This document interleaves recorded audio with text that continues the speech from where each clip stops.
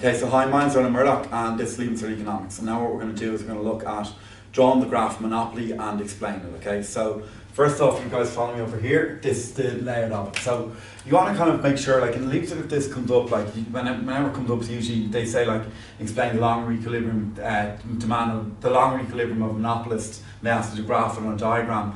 They're usually for like 25 marks, okay, so you've got about 10 minutes to draw it. What I do if I was in your position is like really practice drawing the graphs tons and tons of times. Once you get fast at drawing that, it'll save up a lot of time to paper for other parts of the question, okay? There's no substitute really for it, you just sit down, keep drilling them out. So again, using a blank A4 piece of paper, and if you don't have a blank piece of paper, make sure you get it now and just follow me through drawing the graph. One other little thing I'd like to say is that like, I do it one way. If you do it another way in school and it works for you that way, then just drill ahead. Just stick to the way you've been doing it, okay? If you're doing it right so far, you don't want to be following my way. If it's different, you'll only end up confusing yourself, okay? So we'll go down through it here anyway. So what we have here, this is our price, this is our quantity, okay? So I always, even if you're following me up here, always through all the graphs, right? I kind of follow this order for these 11 points. So you follow these 11 points for every curve you're drawing, like, you know, monopoly, oligopoly, imperfect, perfect competition. You follow those 11 points, you'll it'll always be the same. So I can see right there straight away, like, right, price, quantity here, brilliant. I've got those two done, okay? The price and quantity labeled. Right, the next thing I do is I put in my demand, my average revenue curve. That's fine. That's my demand, that's my average revenue. Take that off. Next curve I put into my marginal revenue curve. That's fine, my marginal revenue curve. Next thing then is I put in my marginal cost curve. That's fine. Marginal revenue, marginal costs. Now I'm going to stop here, okay? Because what I've gotten to now is I've gotten to the equilibrium position, okay? So remember again, the market is equilibrium where marginal costs and marginal revenue meet. And it's a really, really important point for the graph, okay? So the monopolist guys wants to maximize profit and they are going to produce at this point. And the reason that's very important is that like, they know if they produce past here, they'll start to lose money. So imagine if they decide to produce like this amount of units here, the marginal cost of making those units will exceed the marginal revenue, they'll lose money. So all of this area here, guys, is all a loss. And the monopolist doesn't want to lose money, so they'll stop where marginal cost hits marginal revenue. They produce past that point, they start to lose money. Alright, so they'll stop this point, they'll go up to the demand curve, they want to maximize profit, so they'll sell at the highest point possible, and that's where we have our P1. We see that there, you keep ticking off the points, we've got an equilibrium position here. And you've got your Q1 and P1. Remember again, you've got an equilibrium, Q1 up to here, P1. Brilliant. Next thing then we put in is our average cost curve, okay? So I like to do it to make sure I got it right, so I just pick a little point here along the curve here. That's my average cost curve there. That's fine, that's average costs. Now, the big thing then is what's my cost reduction? That's my cost reduction there, and that's my supernormal profits. Cost production, supernormal profits, that's the graph done, okay? Now what I'm going to do now is just rub this out and we'll go with this again, okay? So like, you really want to make sure you just keep chipping away and you know this thing inside out. So it's not enough to be like, okay, I followed that on the board. You want to actually sit down, blank A4 piece of paper and just draw the thing out. So I'll do it again, I'll just rub it out and we'll hammer through it again. Okay, and the more and more you keep practicing it, the more it's sort of ingrained in your head, and then, you know, in the Leaving Cert when it comes up, you'll have no problem doing it.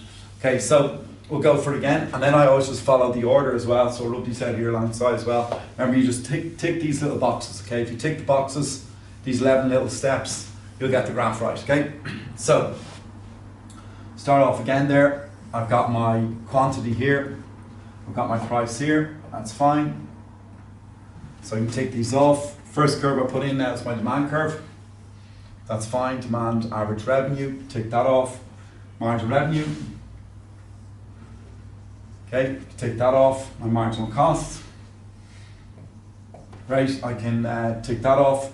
Now I've got my equilibrium position. Really, really important point to the graph, okay? This is my equilibrium position here where the marginal cost and marginal revenue meet. This is where the monopolist is going to maximize profit. So he's like, right, I'm going to produce this point here. So we follow the curve down here. That's going to give me Q1.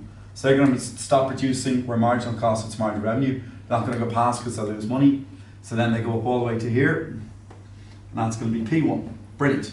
Okay, so now we've got done there, guys. You've got another 3 points. Got the equilibrium position, got Q1, you've got P1. So equilibrium ticked off, Q1 ticked off, P1 ticked off. All right, next little thing there, we'll put in our average cost curve. Brilliant, that's our AC. And then we'll work across. Now be very, very careful with this, because a lot of students will do this. They will draw the average cost curve to the wrong point. And sometimes, you know, they might draw it across from here. Remember, guys, where does the average cost meet with the amount that they're making? Okay, where does Q1, because it's the amount they're going to make, let's say they're making 10 units, where does that intersect the average cost? And that's going to give us our cost of production. So we're working across here, that's their cost of production, and that's their SNPs, okay?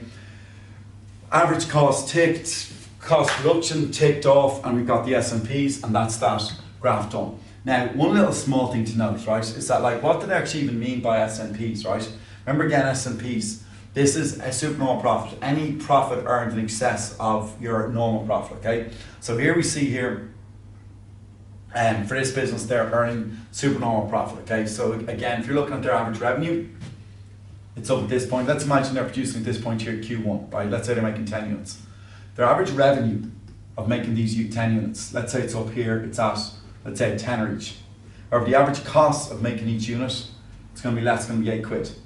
Okay, so what you see here, that's when average revenue exceeds average cost, that gives us our supernormal profits there. Go into it later in more detail, but that's what it is. When average revenue exceeds average cost, that's going to be your supernormal profit. All overlaps with cost of production, you know, you can look at that another day, but that's what they're looking for there. So again, your job now, make sure, I'd say, just rub it out and go over that again, just keep drilling through that, okay? So I'll rub this thing out here, and yeah, we'll do it one last time very quickly, okay? You want to be basically able to kind of draw quickly enough in about a minute, okay? So once you practice a few times, you won't have a problem with that, okay? So we'll do it one more time. Okay, so I've got quantity here, price, demand, average revenue. We did an earlier video explaining why the the average revenue curve and the marginal revenue curve are separated. Make sure you look over it if you're not sure. Marginal costs, okay, so where's marginal costs and marginal revenue meet? And this point here, that's the equilibrium position, that's labeled in Q1, that's our equilibrium position. Move up here to P1, that's our price. Now we've got our average cost curve here. It's our AC. That's our, remember again, where's the quantity hit our average costs here. That's your cost of production, that's your supernormal profits, and that's that done. 1, 2, 3, 4, 5, 6, 7, 8, 9, 10, 11, and that's the 11 points, okay? But get into the habit, guys, follow through that, you'll have no problems. Okay, next little thing I want to look at is actually explain the long equilibrium of the curve, right? So if you're seeing up here, this is like the way they want you to structure the question. Now when you're doing this, right, if you can follow me over here, always just think to yourself, right, what are the specs, okay? S-P-E-C-S. Are they making a supernormal profit? What price they sell at, what output are they producing at? Where's the equilibrium position? What's their cost of production? And are they making efficient use of scarce resources? But that's a lovely little way of structuring your answer and explaining the long equilibrium. So if you guys follow me up here, you can see the specs. S, P, E, C, and S. Okay, so we'll drill down through them, right? First thing there with the specs. Now what you're going to notice there, guys, is that like when I'm going through this, I have lots of points labelled in the explanation, but they'll all label back in the graph as well. And what you're doing here really is, once you've drawn the graph, now we're explaining the graph, we're explaining the long equilibrium position of this monopolist, right? So the first thing here is the firm is earning supernormal profits, represented as shaded area above, so we'll look at that there. This because average revenue exceeds average costs, okay? As they continue to earn supernormal profits because barriers to entry exist in the market. So monopolists always make supernormal profits because barriers to entry, no competitor can come in and drive down the price. Now if you guys have seen this here, see right there I've made the reference, average revenue exceeds average cost, okay? So if you guys have a quick look over here, what's that actually mean, okay? So we see here, right, let's say they're producing at 10 units, okay, Q1. What's the average revenue, all right? It's, let's say, you know, for argument's sake, let's say call it A, so letter like it's point A there, it's €10. What's the average costs? Where does Q1 intersect with average cost? It's at this point here, let's say that's point B. So you guys can see here, if they're selling at Q1, the average revenue, let's say it's a tenner, but the average costs at Q1, where it's intersected with, the average cost is going to be less. So that's what I mean about the average revenue being bigger than the average cost. But I'll draw a circle around those 2 points because when we're going through all these explanations, you'll see it's no coincidence, but we'll actually refer to every single point in this graph, okay? But that's the first 2 there ticked off, right? So let's look at the next one, okay? And sorry, one little thing, they continue to earn supernormal profits because barriers to entry exists, okay? So no competitor, there's barriers to entry, could be like high startup costs or anything like that. And that's keeping the other firms from entering the market. So monopolists dominates the market, they're the only supplier in the market, so they can afford to charge a higher price, and that's keeping their profits very high. Nobody can enter in and undercut them because of the barriers to entry. Alright, next one then guys, the price charged and output, okay? Firm produces at Q1 and sells at P1. Brilliant, okay, so we can tick off there guys. So there, firm produces here at Q1, they sell there at P1. Okay, but see what we're doing was explaining what points happen in the graph. Equilibrium. Alright, equilibrium occurs at point E, where marginal cost equals marginal revenue, okay? And marginal revenue cuts from below. Okay, so we see that there. So you see that there, the firm is making super long profits where marginal costs equals marginal revenue, and sorry, marginal cost cuts from below. So marginal cost comes up here and cuts from below. It's quite hard to see it there, but you see that that's the marginal revenue, that's the marginal costs. And the marginal cost curve cuts it from below. So we can change that there, the MC cuts from below there, okay? Or sorry, and cuts, no, never mind, it cuts, it was right there the first time, it cuts the MR curve, sorry, I misread that there, it cuts MR from below. So what we see here guys, the marginal revenue curve, see the marginal revenue curve here? The marginal cost curve cuts it from below, okay, and that's what you have there. Anyway, there, see the way there, marginal cost, marginal revenue ticked off, brilliant.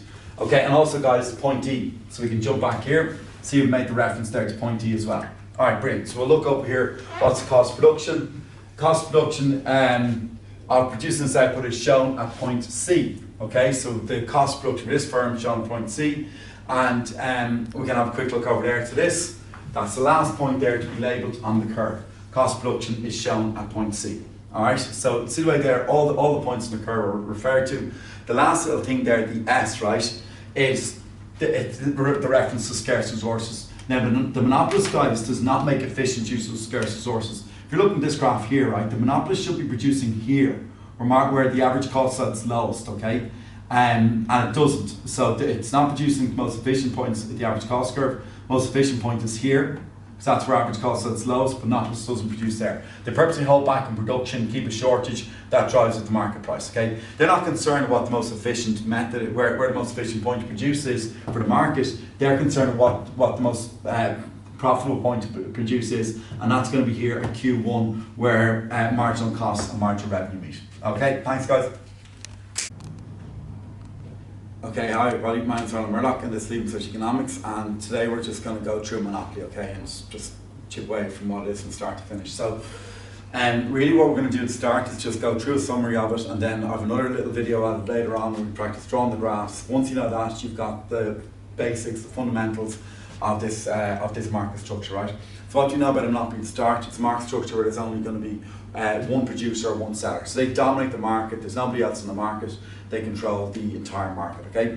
So first thing there is like, what are the first question there, monopoly is what are the assumptions or features of this market structure, right? The first thing there you guys have, there's only one firm in the industry, okay? So there's no other firm in the industry, monopolist owns the entire industry. Next question here, right, to look out for, right?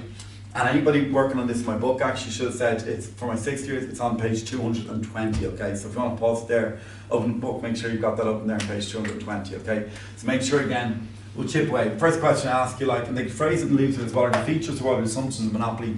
Here are the four of them here. First thing there, it says only one firm in the industry. No other supplier, just a monopoly, not monopolist. Next thing there, guys, the firm can control the price or the output, but not both. Now look out for that. Like, imagine if I've got a monopoly in selling blue markers in this class, right? So the first thing there I could say is like, right, I can set the price at, let's say, tenner per marker. It's up to you guys who want to buy it. Or else I could, but I can't force you to buy it. I can't say, right, I'm setting the price at €10 and everybody has to buy it. The consumer's choice to want to buy it or not. And the other side of those, let's say if I set the output, and let's say I say, like, right, I'm going to make 10 of these markers and I'll let the demand for it determine what the price is. So I can make a certain quantity of them, release them to markets, and then adjust the price based on demand. But what you have is the monopolists can't control both. They can't control the price and the output. The consumer can decide on one. So if I set the price, you guys determine my output by how many you buy. Right, that's that one done. The monopolist wants to maximise profit, so therefore you have it there from, I'm sure you might have seen them already, but with this they'll produce their marginal cost, it's marginal revenue, okay? They won't produce past this point because they'll start to lose money. Next one then, guys, is barriers to entry exist in this market structure, okay? And that's what's really important. The barriers to entry, that's what keeps the monopolist a monopoly, what gives them the monopolist a monopoly in the long run, okay? So barriers to entry prevent new competitors coming in, and that's why there's always only one firm in the market, okay? So we'll go down through now. What are the different barriers to entry? Alright, so we've got 5 of them here. First one there, guys, is statutory monopoly, okay, legal monopoly. And what we get here, guys, is you want to mark it in there, and you see it in the notes, it's in the book there. If you want to mark it in there, guys, it's on page 221. And this is when the government gives the sole right to one firm to manufacture or produce a certain product, right? So let's provide a certain good or service. The government gives sole right to one firm to provide a good or service. Next one then, guys, is a patent. This one, firm might have a patent on like the manufacturing process of a product, so no other firm can produce that product, and again that firm has got the sole right on manufacturing a certain good, so they might have a legal patent on it.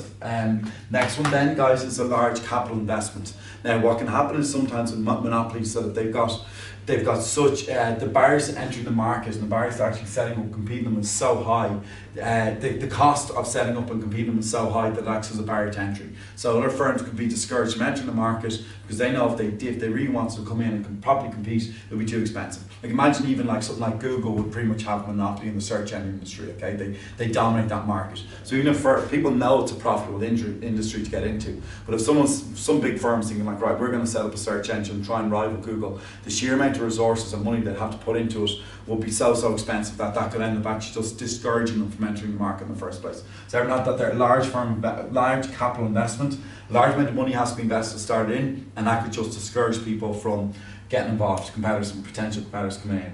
Next then, guys, merger takeovers. So the monopolists can keep their monopoly position by just basically buying out rival firms. So as rival firms start to go out, the monopolists can take them over, and that way they ensure that they've got their monopoly. The last one then, guys, is brand proliferation. What you get here, guys, this is when a market is a company's brand name is so strong they just dominate the entire industry. So like a good example is to be something like BIC or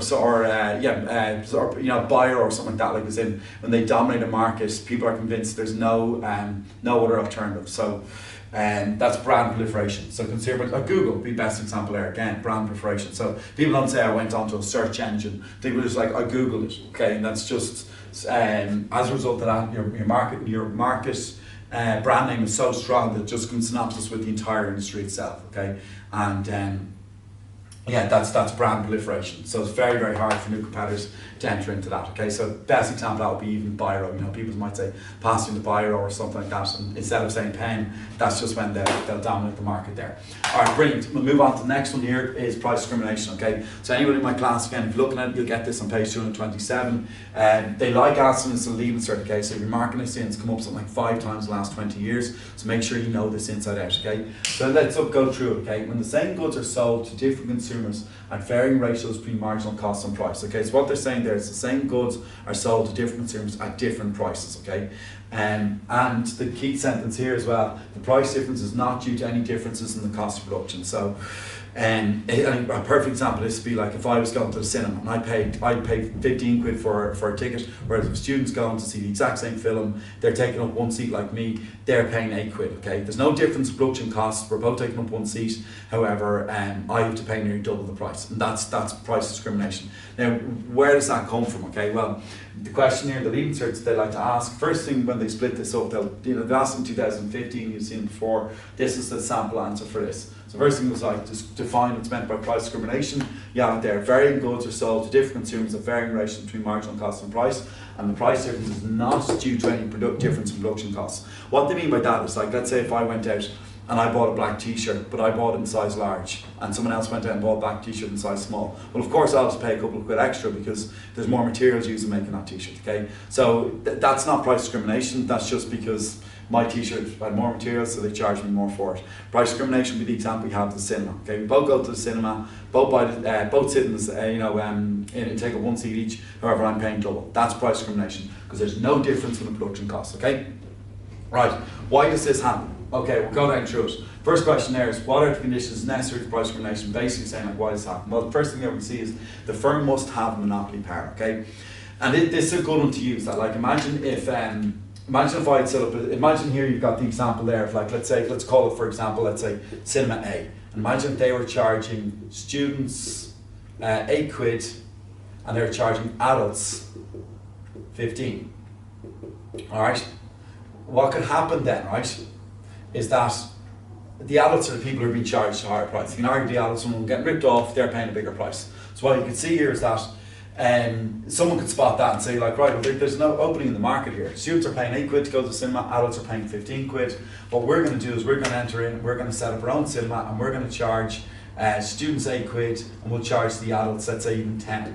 Okay, and what's going to happen now is they'll come in and lower the price. However, if you have price discrimination, the argument there is the condition necessary is you have a monopoly in the market, and this prevents scenarios like that happening. Because again, guys, if you don't have a monopoly, new competitors can enter, and mark this in the notes there, marketing things, you'll see the way it's written in the notes. They will enter the market where the firm is charging a higher price and drive the market down. So the people aren't tempted into the market to go after the students because their price is already quite low. They're tempted to come into the market and chase the adults and steal some of that competition because the adults are the one getting ripped off. Okay, so make sure you explain that though. You'll see it if you download the marketing scheme 2015. It says the firm, in order to practice price discrimination, the firm must have a monopoly in the market. If this is not the case, new competitors can enter the market where the firm is charging a higher price, and that'll put downward pressure on prices. That'll drive down prices. Imagine they come in and charge a tenner. I'm like, okay, I own the monopoly here, or whatever. Firm A owns the monopoly. They drop the price down to 9. This firm retaliates, drops the price down to 8. They have to match them there at 8, and suddenly there's no price discrimination. Okay, so that's that done. Make sure that you explain that right. So you just kind of half explain, say, you need to have a monopoly. That's not going to get us anywhere. Okay, you have to make sure you've got that, tied down well. Next one then, guys, is there's separation between markets. All they're saying there is you must be able to, like in this case here, you can separate students and adults, student cards and stuff like that. But the big thing as well, separate between the markets. There's no resale allowed between markets. So like, someone couldn't buy the market where it's being buy the product where it's being sold at a lower price and resell to consumers who are being charged a higher price. Okay, so what you want to mark in there, separation of markets, and what's possible to separate the markets out, and there's no resale between different markets. Otherwise, there's no point in having a monopoly. Okay, that'll push it away. And then last one then is different consumers must have. So you must have a market where you've got different consumers with different price elasticities demand. And this pretty much this pretty much happens all the time. Lots of people are willing to pay different prices for the same good. And what happens, the best example here would be like, let's imagine a monopoly starts out and he's charging everybody a tenner each to go to the cinema, right? But then he's kind of thinking about it, he's like, oh, hang on, students wouldn't have as much disposable income. So the students in general are much more price conscious, okay? So what I'd see with students is that, like, if I drop the price, let's say, of my tickets by 20%, so I drop the price down for a tenner to £8 for students, I'll see demand go up by about 50%. So then the monopolist thinking like, right, well, what I'm going to do for students is I'm going to actually lower their price. So they have elastic demand. What I'll do for them is I'll lower their price and I'll charge them maybe £8. And I'll see an increase in revenue because the demand will go up by nearly double. The huge amount of students will go if I charge a lower price, okay? So what we suddenly see there, it's everyone we hear, different consumers with different price elasticity demand, where consumers will have elastic demand, right? The greater the PED, the lower the price they'll charge. Okay, everyone, if you look that in the market scheme, no coincidence, you'll see that written there. The greater the PED, the lower the price that the market's being charged. Okay, so what we see then is consumers with inelastic demand. What I'd say there is that, like I was saying, like, right, adults have much more high disposable rate of income, and they won't be as price conscious. I'm going to drive the price up for them. Okay, so they'll be charged a higher price. I'm going to drive the price up for adults at £15, and that's how we end up there. And so again, I know that even if I drive the price of adults from £10 to £15, I increase the price by 50%. The demand will fall, but it will probably only fall by maybe 10%. The adults will still keep going to the cinema because they have more disposable income, and they'll just, they won't be as price sensitive with those things. So every you have that there. Different consumers, different price elasticity demand. Now, please explain this, because students will write this in leaves. They'll say different consumers have different price elasticity demand, and this determines the price they're being charged. That won't get you the mark. You have to be very, very careful and be like, right. Because where consumers have elastic demand, they're going to end up being charged a lower price. If it's inelastic demand, inelastic, you're insensitive to price change, you'll be charged a higher price because they know they can get away with it. Right, the next one then, if you're looking over here, is what are the advantages and disadvantages of monopoly as a market structure, right? So the first thing there, if you're looking at there, it's like, right, and this is just even general, the economic advantages, but what are the advantages of monopoly as a market structure? First thing there is monopolies because they dominate the market, they'll mass produce and they'll produce in bulk. So as a result of that, they can benefit from economies of scale. Okay, so they'll benefit from, like, you know, buying raw materials in bulk, specialization. All these things will kick in because they produce on such a large quantity. The more and more they produce, the more and more economies of scale take effect from them. Okay, that's the first advantage of this. And sorry, the big thing with this, economies of scale, their average cost per unit will drop, and that means they can sell goods on to the consumer at a lower price. Okay, it doesn't always happen, but it means they can do that, okay, because they benefit from that.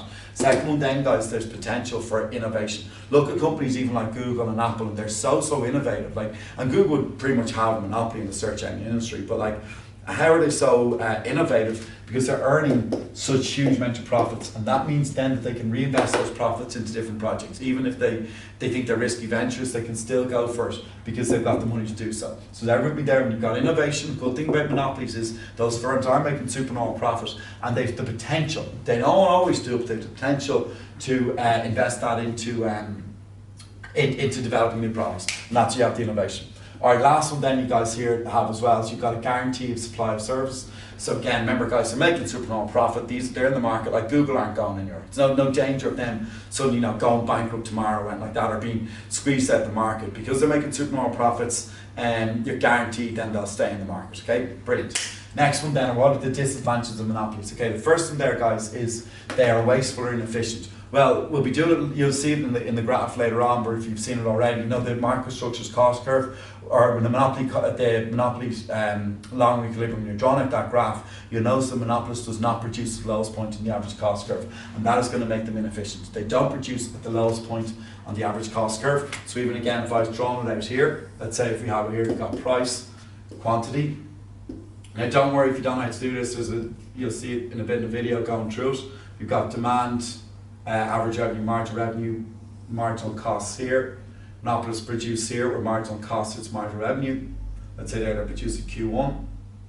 Go up there, they'll sell at P1. And now the big thing here is their average cost curve.